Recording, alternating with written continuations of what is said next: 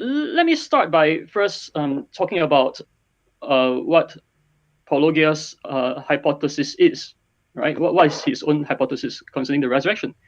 Now, he thinks that that only Peter and Paul need to have belief that they had the experience of the resurrected Jesus. I mean, that will be enough, right, to start the belief in the resurrection. Nobody thinks that there were only two resurrection appearances, one to Peter and one to Paul. Nobody thinks that. I do.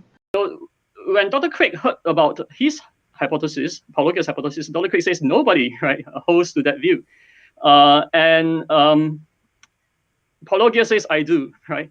Now, well, when Dr. Craig says nobody, right, he's not, I mean, obviously, in the context, he's referring to scholars, people with PhD, right, in the related field, that is in the field related to the study of early Christianity, say, for example, New Testament studies or history of early Christianity, right? And Dr. Craig is saying that no such scholars hold to that view.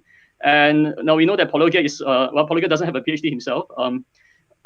So I want to emphasize at the beginning that Pologia's own theory is a fringe theory, right? Is so fringe that hardly any scholar, I mean, Dr. Craig may have missed out one or two, and I may have missed out one or two, but I think hardly any scholar with a PhD related to the study, to this field, hold to this view. It's false. It says, can you ask what Dr. Gary Habermas thinks about Pologia's theory? Pologia, he's a atheist YouTuber, and his theory is that only Peter and Paul had experiences of Jesus. So he avoids any kind of like group hallucinations. Sure he kind of gets out of that, yeah. Sure he does. And by the way, he's nowhere near new on that. If he wants to see the word of somebody who's been doing this for his whole life, that view maybe he gets it from other people, but that view has been held by Don Cupid. It has been held by the early Schillebeeckx, a Danish philosopher. It's held by Billy Markson, the Boltzmannian New Testament scholar. It's held by John Shelby Spong. Versions of that. The problem is they try to get it down to just Peter and Paul. But you know what? That same list in 1 Corinthians 15, which we also haven't talked about why it's so early, but 1 Corinthians 15 is unanimous. Well, unanimous is too strong. The consensus New Testament view, even by skeptics, the consensus New Testament view is that creed was formulated probably, let me just use Bart Ehrman, that creed and others like it, a number of them, Bart Ehrman gives lists of them, it was probably in existence in Jerusalem, possibly from the apostles, and in existence before Paul was on his way to Damascus. This passage almost certainly contains a pre-Pauline confession or creed of some kind. But is the entire thing, all of verses 3 through 8, part of that creed? The second half of verse 6, many of whom survive, and all of verse 8, last of all he appeared even to me, are Paul's comments on the tradition, so they could not have originally been part of the creed.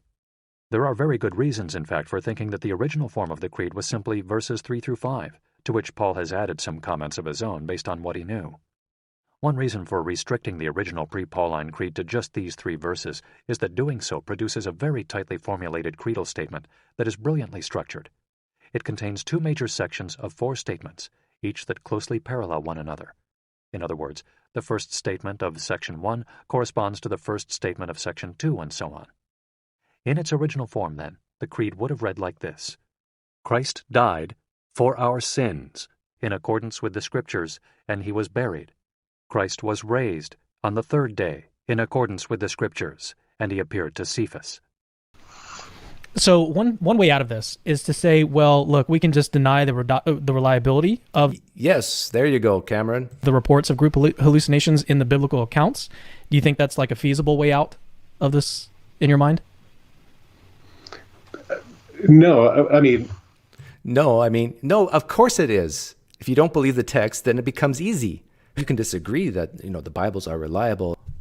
But if they're not reliable, then boom, we're done. We could just say, well, no, we have good reason to think that Jesus never appeared to 500. You can say they weren't true, or you could say whatever you want to say. But to say that they have been corrupted doesn't follow. To say they haven't been corrupted doesn't follow. Yeah, I guess for a Christian, you just can't admit that they've been corrupted. Well, even the word corrupt has this connotation, but I think you can say they've been changed, can you not? For non-evangelical historians, this is a fairly held view that the Gospels, the New Testament, was changed in parts. The ending of Mark is a good example. This has been known for at least 125 years that those last 12 verses are probably not authentic. And there's no doctrinal statement for any evangelical school or church that I know of that says these 12 verses, Mark 16, 9 through 20, must be in our Bible. Actually, in every Bible that you've got out there, probably except what King James is, you've got a footnote that says it's not part of the original text. Yeah, most of our modern translations, except for King James and New King James, are going to have a marginal note that'll say, not found in the oldest authorities, which is true. As it turns out, most of the variants that we have in our textual tradition are from the earliest manuscripts. That means that the earliest copyists were the least qualified copyists. What about the copyists who were copying earlier than the surviving copyists? Are we to believe that all of a sudden they were virtually perfect? I don't think so. I think that in fact they probably changed their manuscripts a lot. What's the evidence?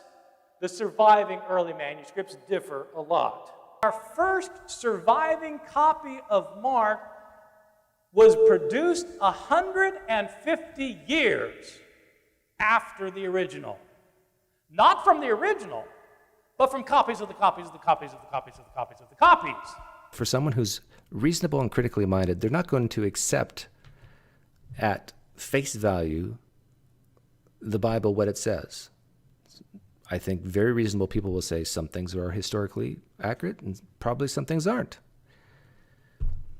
And just like Dr. Bergeron threw Gerd Ludemann's book on the ground and talked to it when Gerd Ludemann suggested the hallucination hypothesis, and he said that anybody who's medically minded would never have said that.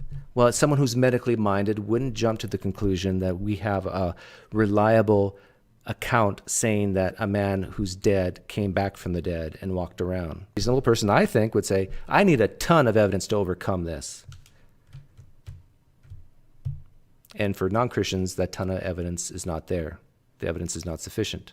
This is what separates a Christian from non-Christian. And the way out of this is to say that when it says Jesus appeared to 500, that's just not true. It didn't happen. It was made up.